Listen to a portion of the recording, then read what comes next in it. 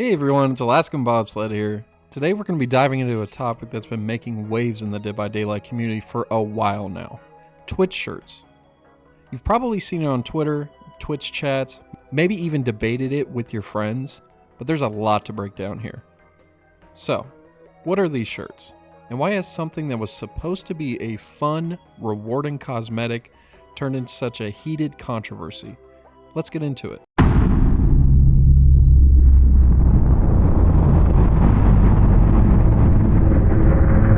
So, for anyone who isn't familiar, Behavior introduced the Twitch shirts back in March 2018. These exclusive in-game cosmetics were meant to reward streamers who play Dead by Daylight on Twitch, specifically for those who were Twitch affiliates or partners. The requirements to earn one seem pretty simple. Stream at least 20 hours of Dead by Daylight per month and use the hashtag #ShirtMySurvivor. Easy enough, right? Well, not quite. From the moment these shirts were released, the community's reaction was split. On one hand, it was a cool idea. Streamers who contributed to the game's growth could be recognized in-game. But on the other hand, the execution didn't feel fair to everyone. Many people felt like the shirts were mostly going to the bigger streamers, while smaller creators, who put in just as much work, were getting left out. It stirred up a lot of frustration, with the players calling out the exclusivity and questioning why certain streamers got prioritized over others. The frustration was especially strong for those who had been grinding Dead by Daylight for ages, putting in long hours on Twitch, but without the massive followings that bigger creators had. They felt ignored. And it raised the question, who really deserved these shirts? Should it be about viewership numbers or about dedication to the game and community? And that's where the real debate began.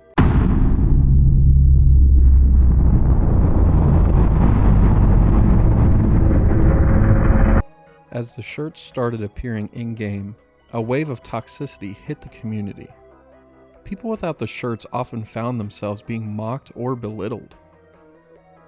There was this unspoken idea that if you didn't have a Twitch shirt, you weren't a quote-unquote real streamer, or that you hadn't done enough to earn your place in the community. It created this weird sense of competition that wasn't really there before. Now, not having a shirt somehow equated to being lesser, and that just fueled resentment. Even those who did get the shirts weren't safe from the negativity. Streamers who received the shirts found themselves facing accusations of being quote-unquote sellouts or shills for behavior. It was like as soon as you got the shirt, you weren't even seen as part of the community anymore. Instead, you were seen as someone who was benefiting unfairly. This led to a lot of unnecessary drama and in some cases even harassment. And here's the thing. A reward that's supposed to celebrate streamers actually ended up dividing the community even more. Players were pitted against each other, those who had the shirts versus those who didn't, and it was exhausting for everyone involved. It stopped being about the game or the fun of streaming and became this constant reminder of who was in and who was out. Still to this day, this topic is brought back up due to Behavior's lack of updates regarding the update to the requirements or anything of that matter. A streamer named Volpixia with 32k followers on Twitch made a statement on September 16th saying, "Sadly, there's no way for us non-Twitch shirt people to fully express how unhappy we are without inadvertently including the shirt people and fog whisperers. Our frustration involves you whether you like it or not. Try to understand that many of us don't blame you for it." This thread is continued and you can pause the video to read it yourself. This same sentiment has been echoed across Twitter from others as well. A streamer by the name of Real Booty Queen with 6k followers, or RBQ on Twitter, says, "Hey Dead by Daylight, instead of letting your community come at each other over the Twitch shirts for the last 4 months, can you, I don't know, do what you said you'd do back in May and finally post these updated guidelines? Your community deserves this." As you can tell, Behavior dropped the ball when trying to be more upfront about how everyday streamers with the fraction size of a larger DVD streamer could be a potential candidate for the shirts. The statements made by Volpix and RBQ have gained a lot of support with smaller Twitch and Twitter users.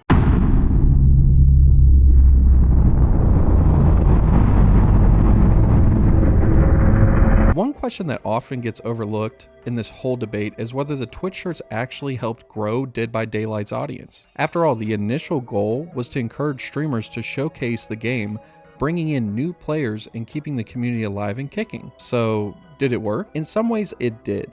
Streamers with the shirts were able to attract more viewers, especially those curious about Dead by Daylight. New players turning into the stream saw the shirt as a badge of credibility, proof that this person was experienced and invested in the game. For some streamers, it even helped them stand out in a sea of content creators, giving them a slight edge when it came to pulling in new viewers.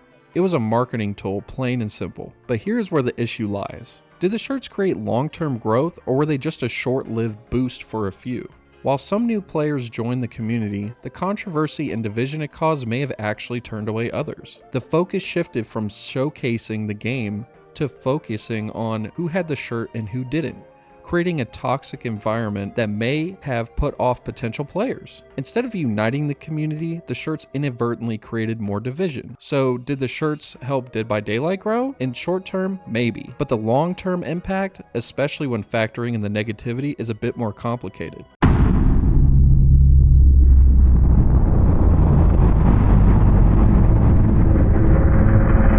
So what can we learn from all this? The Twitch shirts were meant to be a fun, exclusive way to reward streamers who supported Dead by Daylight, but instead they revealed deeper issues within the community, like fairness, representation, and the way we view quote-unquote success in the streaming world. It's not just about cosmetics or in-game recognition. It's about how we, as a community, support and uplift each other, whether you have a Twitch shirt or not. The lesson here is that if we want to create more inclusive and positive space, we need to be mindful of how we treat one another and recognize the value that comes from more than just numbers or in-game status. It's about the effort, passion, and love we all bring to this gaming community. To sum it up, what do I think? I think DBD is kind of just doing DBD, behavior being behavior. I think with the lack of response from them, it really shows that what their actual goal was to just leave it as is. They may have seen this as a lose-lose after the initial outburst from the community when bigger streamers were getting the shirts and smaller streamers weren't. Even some that were putting in more hours than the larger streamers. But it's the community that keeps bringing this up every so often that keeps behavior on their toes. And I think ultimately, this is what's going to make the change for the smaller people out there who put in just as much time, just as much energy and love into their content and into DBD. All right, that's it for the video today. What do you think about the Twitch shirts?